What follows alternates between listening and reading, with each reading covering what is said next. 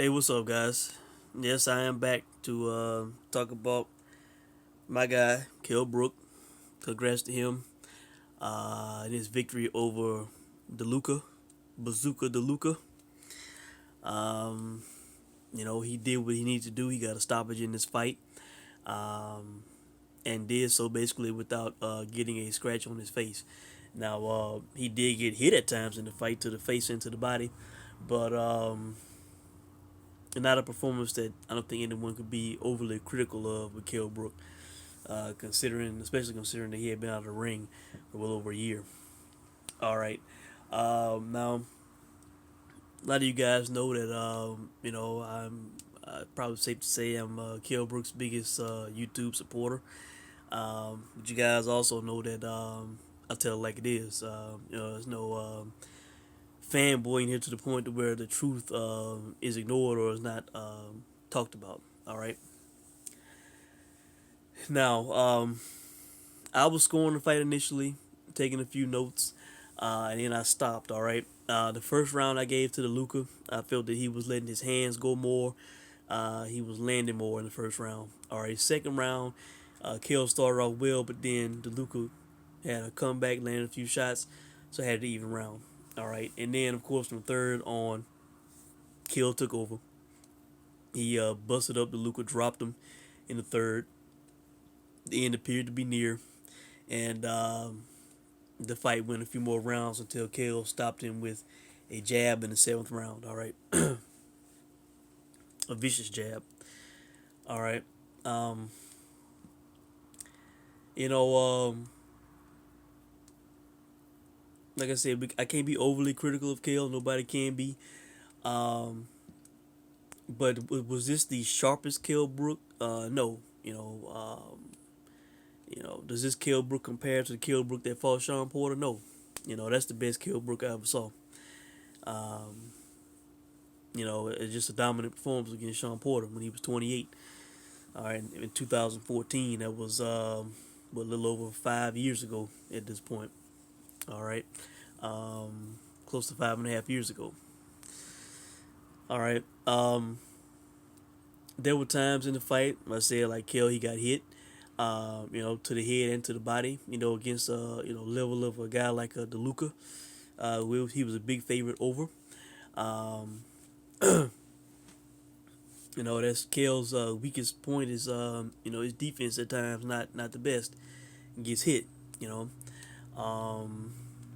and of course the eye injuries could not have helped him much. But I got to be honest, man. You know, Terrence Crawford made a big mistake not fighting Kell Brook when he had the opportunity. Last year, when Kell went to the States to call out Terrence Crawford, trying to make the fight, and their teams talked, Terrence Crawford had no response for Kell Brook. He did not say that we can make the fight. He didn't sign a contract. He didn't go on social media calling Kell Brook's name. Terrence Crawford was very quiet when it came to Kell Brook. And I know some people want to say, oh, well, Kell Brook didn't have a title, blah, blah, blah, whatever. Well, who is he unifying with at the same time? This would have been, a much bigger fight than the Kavalauskas fight. And he would have made more money for sure. All right.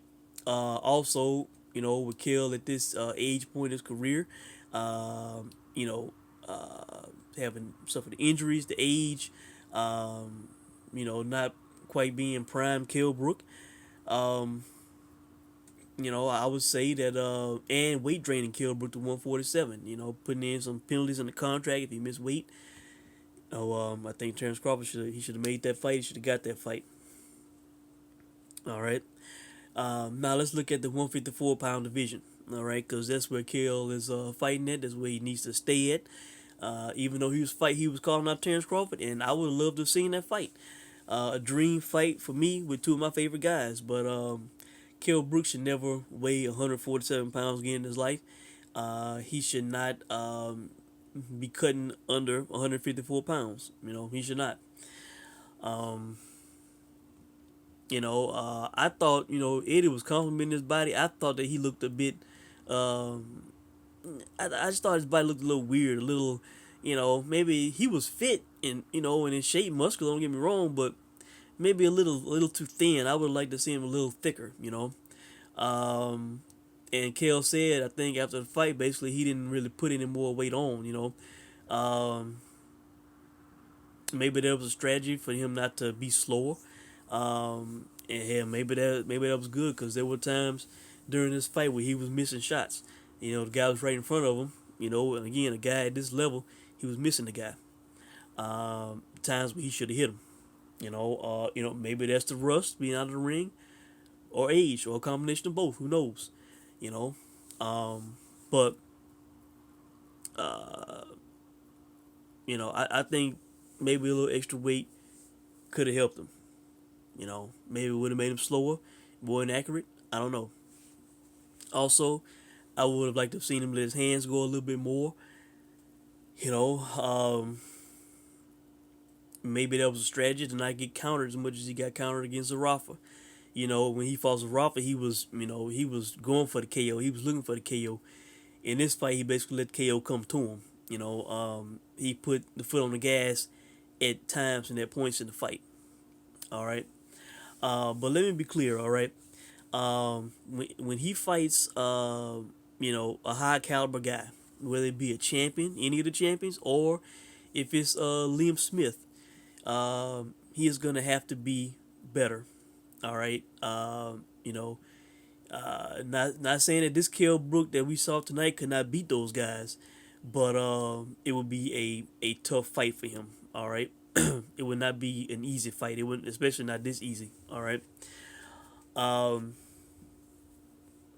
As far as I'm concerned, the guys at the 154-pound division, the guys at the top, they should be kind of clamoring to fight Kell Brook, man. Not saying that they would beat him, that he's shot over the hill past his prime. Would not be able to beat those guys. I'm not saying that, but is he the sharpest Kell Brook? Again, like I said, did this performance in me go wow? Like I'm just over the moon, excited. Can't contain myself. That's not what I'm doing in this post fight. I'm not saying that Kell Brook looked that good, even though it was a dominant win for him. Jared Hurd, I'm sorry, not Jared Hurd, Jamil Charlo. Jamil Charlo should be kind of eager to fight Kell Brook, man. A guy with this name on his resume, a former world champion, a big money fight. Possibly maybe getting some Sky Sports box office pay-per-view money. Making the biggest payday of his career, fighting Kell Brook. Who is not the sharpest at his sharpest right now. Who he could have some good success over. A guy with that kind of power. In youth and in his prime, hitting on a Kell Brook. Who doesn't have the best defense. Who was at times missing shots. Now I give it to him. He's not pulling punches. He is letting his hands go when he does decide to throw. He's not showing that sign of a shot fighter. He's pulling punches. But when he throws them, at times he misses. He's inaccurate, and he gets hit. All right. So Jamil Charlo, in my opinion, if the opportunity came, if Eddie called up PBC, call him up. I think he should be very willing to listen to an offer. All right. Especially if it's the biggest payday of his career. Now Rosario, I have not seen him fight, so I cannot comment on on what he is like. But I did not see the J-Rock fight. All right, I didn't even think that was a fight worth watching. And all of a sudden, I'm seeing J-Rock getting his ass kicked. All right, but he as far as I know, they're gonna have the rematch, Rosario and J-Rock. So so that's out. So we're not even considering him at the moment. All right, now. Obviously, Eddie, in a smart move, the right thing to do, going for who I think we all would consider the weakest of the major champions at 154, in Patrick Teixeira. All right, they have this, I believe, WBO Intercontinental belt that they won. Kell Brook should be placed somewhere in the top 15 after this win for sure.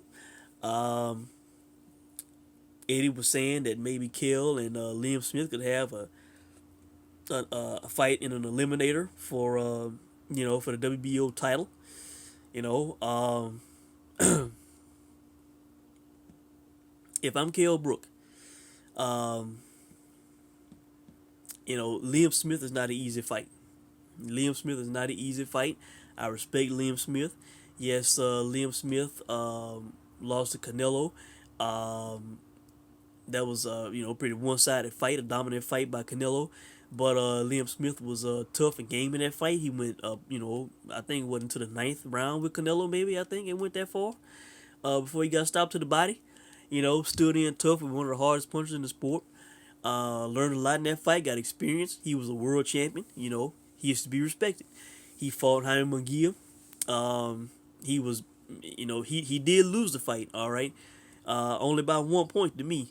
The official judges robbed him of what he rightfully did in that fight. The scorecards say that there was a wide fight, and he gave Jaime Munguia a tough fight. All right. Liam Smith, not a power puncher, but a guy who brings a lot of pressure and a lot of punches. All right. Kell Brook, who is not defensively the best. Is that a good fight for Kell Brook? In my opinion, no. If Eddie was hell bent on making that fight, Liam Smith wants that fight, and for good reason. I can understand why. If I'm Kell Brook, I'm saying you got to pay me probably upwards of $5 million to fight Liam Smith in a main event, or in a co-main event on the pay-per-view. You got to pay up for me to fight Liam Smith. All right. Now if the WBO orders it, then it's probably no way out for Kell Brook. All right. But the way I'm seeing it, man, and this could play out very interestingly, man. This could go so many ways, man. Patrick Teixeira is in a in a golden position as champ, man. Eddie could offer him big money to fight Kell Brook, in a voluntary defense. Could offer him clearly the biggest payday of his career to fight Kell Brook in the UK. Possibly headlining a Sky Sports box office card, or co-main event a Sky Sports box office card. Could offer him upwards of $5 million plus. If Kell Brook is smart, of course, give him definitely give him the lion's share of the purse. If you got to take a 60-40 or 70-30, whatever you got to take, to get that guy in the UK to get that fight, you take that fight, make that fight. All right. And that would be Kell Brook's great opportunity to get a second world title, in another weight class. All right. Either they could go that route, or Eddie could offer Teixeira the Liam Smith fight. Maybe at a lower purse, and then say, hey, if you beat Liam Smith, then you can fight Kell Brook, for for even more money. Let's say a $6 million guarantee, as opposed to a $5 million guarantee, and then he can make upwards of $9 million in 2 fights, So Eddie could play this very well, man. He could either match up Liam and Kell in an eliminator, which you're gonna have your guys beating each other up. The world title not on the line. It's gonna be a tough fight for both guys. Or, like I said, you could offer up Teixeira the Liam Smith fight. Kind of a initial payday, and then if he wins, Kell Brook at the end of the rainbow for even more money. And if you got to sweeten the pot, maybe upwards of $10 million for both fights, $4 million for Liam Smith, $6 million for Kell Brook. In 2 UK fights against his guys, and then Kell Brook could play it off. He could, during that time. I just looked at the WBC rankings. Their silver title is vacant. Kell Brook had that title before he was stripped. Because he wasn't in the clean boxing program, which I thought he was. I'm pretty sure Kell thought he was. But they said he wasn't. They took the belt from him, all right? And then Liam Smith ended up fighting for it, and he got it. But he doesn't have it anymore for some reason. So yeah, maybe he didn't enroll in the clean box program. I don't know. I can't remember if he was in the top 15 or not. I should look for that, but I didn't. But if Kell wanted to, and I'm almost kind of saying he should, I'm kind of torn. Should he fight for the world title right away, or should he do it like another tune-up type fight? Kind of, I would say I'm kind of leaning toward a tune-up, cause while he was dominant and he won the fight, he stopped the guy. He got hit. He he was inaccurate at some. He was out of the ring for over a year. He said he wants to be back in what, maybe like uh, 10 to 14 weeks, so later than May. Um, you can say, hey, the guy was out of the ring for over a year. He wants to, get some more rust off, and he wants a quick turnaround. Instead of waiting on a big name, have another quick turnaround fight. So, um, I was looking, like I said, WBC silver title is vacant. You know, maybe fight somebody in the top 10 for the silver title with the WBC, and then he could have options. All right. I saw Jack Colkay. That was a good name.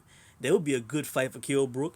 A respected name. I respect Jack Colkay. He was a former world champion. He fought Demetrius Andrade in a close fight. Only had Andrade winning by 1 point in that fight. He also fought Derevchenko. I respect Jack Colkay. So a guy who's a similar size, a little bit smaller than Kell Brook, but similar size and age of Kell Brook, that would be a good fight for the silver title. Now, the only problem is, Koke is scheduled to fight in Germany in March. I think on the 21st. Now he does not have an opponent yet, according to his box rec. So could he get out of that fight, out of that contract? And set up a silver title fight with Kell Brook. You know, maybe so. I don't know. I'm pretty sure it'd be a much better payday than what he's gonna get currently. So and if Kell Brook was to go that route, a quote unquote tune up fight against a former world champion around the same age, around the same size, in the WBC, he's ranked number 9 over Kell Brook, who's ranked number 10. Another good comeback fight for Kell Brook. He gets a silver title, then he has options. He could go the WBC route, which he could do that now if Charlo wanted to fight him in a voluntary. Or he could go the WBO route. If Liam Smith was to fight Teixeira, he could either fight the winner of that fight, or he could angle for a Charlo fight with the silver title. So, this could play out in lots of ways, man.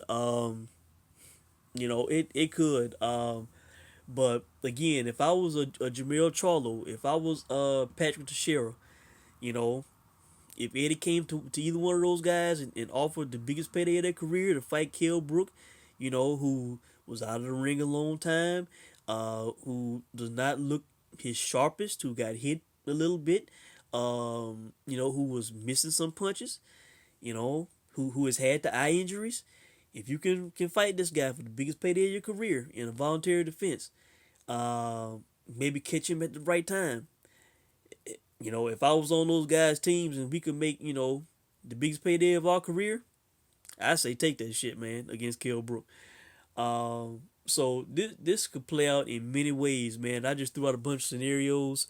But like I said, Eddie could offer up Liam Smith to Shera, and then say, hey, you beat Liam Smith, then you can fight Kell Brook for even more money, So, and I think Teixeira is with Golden Boy, I think.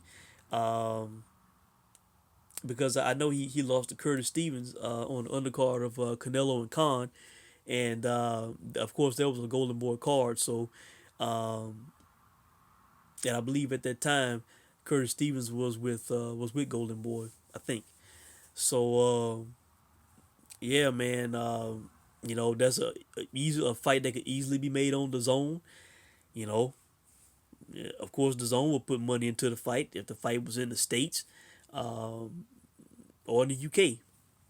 So no network issues. So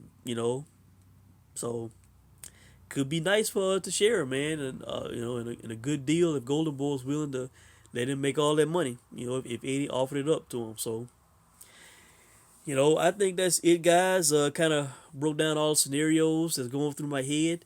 I'm interested in seeing how this plays out, but if I'm Kell Brook, he has the name and the cachet.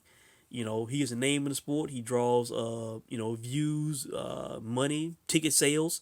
One of the bigger names in the sport, former world champion.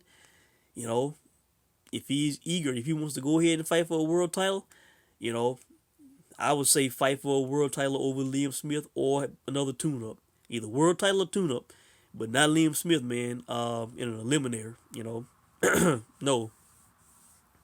Because, that's going to be a tough fight. The world title out on the line. If he takes that fight, I would ask for a lot of money, because you don't know how that fight could play out. And at this point, Kell's main focus should be to get a world title at 154, and that's what I think he should angle for, either next or another tune up. Let Teixeira and Liam Smith ace each other out. And Teixeira could sit back and say, well, let Kell Brook and Liam Smith ace each other out, and he could fight. Well, I didn't mention this point. All right, at the top of the WBO rankings is Brian Castano. The guy who fought Lara to a draw. If I'm Patrick Teixeira, shit, if you better hurry up and take a voluntary, or well, you probably want to take one of these guys as voluntary, because you mess around, fight a easy voluntary, then you get mandated to fight Castano. That's a tough fight for Teixeira.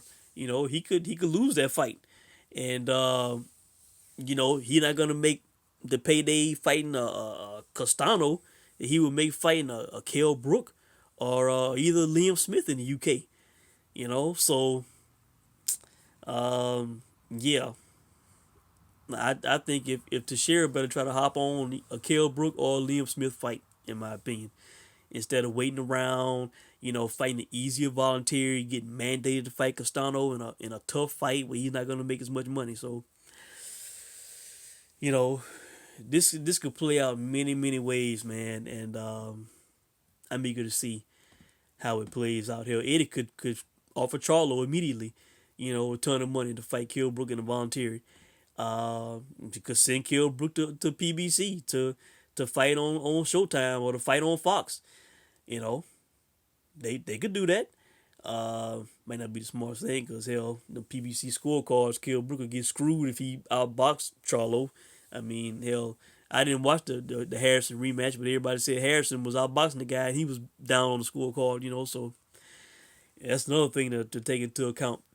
But if he was to fight Charlo on a PBC, yeah, that and I doubt Charlo would want to go to the UK or fight on the Matchroom card. So, but I think that's it, guys. I've thrown out all the scenarios, and that how this could play out that I'm looking at, and as it plays out, I'll comment on it. But again, congrats to Kell. He should not have his head down or be overly criticized like the Zarafa fight. But I did see rust. I did see him get hit a few times. I did see him miss punches. Another tune-up type fight. Yeah, a higher level of this guy, of course, but not a world beater, might not be a bad idea. If he's talking about making a quick comeback at, no later than May, I think that'd be a good idea to fight another not elite guy, but top 10 type guy, like a Koke. If you can make that fight for the silver title, then he would have 2 underling belts at 154 and would have options in 2 sanctioned bodies. So I think that's it, guys. Let me know what you think about it, and I will check in with you guys soon. Thanks for watching.